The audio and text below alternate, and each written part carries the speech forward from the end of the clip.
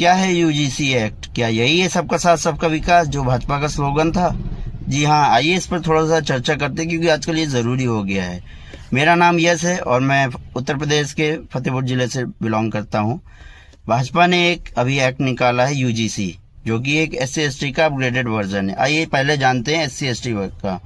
SC/ST act में क्या होता था? निम्न वर्ग के लोगों को अगर कोई सामान्य वर्ग का कोई भी बंदा उन्हें कोई गाली देता था या जातिवाचक कोई भी शब्द बोलता था तो उनके ऊपर SC/ST एक्ट के तहत मुकदमा दर्ज करा सकते थे। और हम सभी जानते हैं कि SC/ST एक्ट में 7.2% केसेस ही ट्रू रहे हैं, बाकी सारे फॉल्स केसेस उसमें रजिस्टर्ड हुए हैं जो कि लोगों को ब्लैकमेल करने के काम में आए।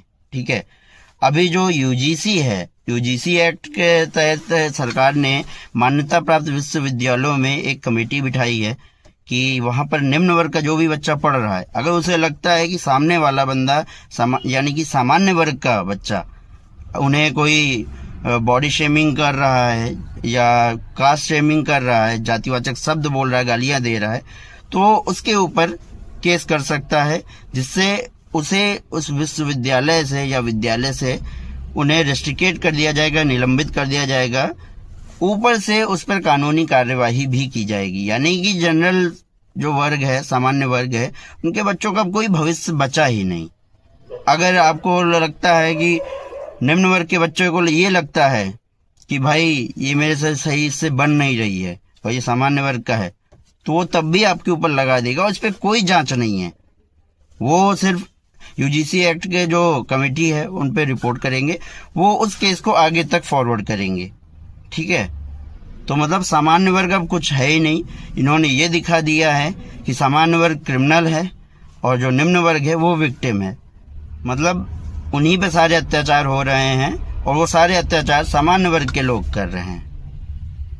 और इस बार तो उन्होंने हद ही कर दी है। पहले तो SC/ST था सिर्फ, इस बार उन्होंने OBC वर्ग को भी साथ में ले लिया है, सिर्फ सामान्य वर्ग को छोड़ दिया है।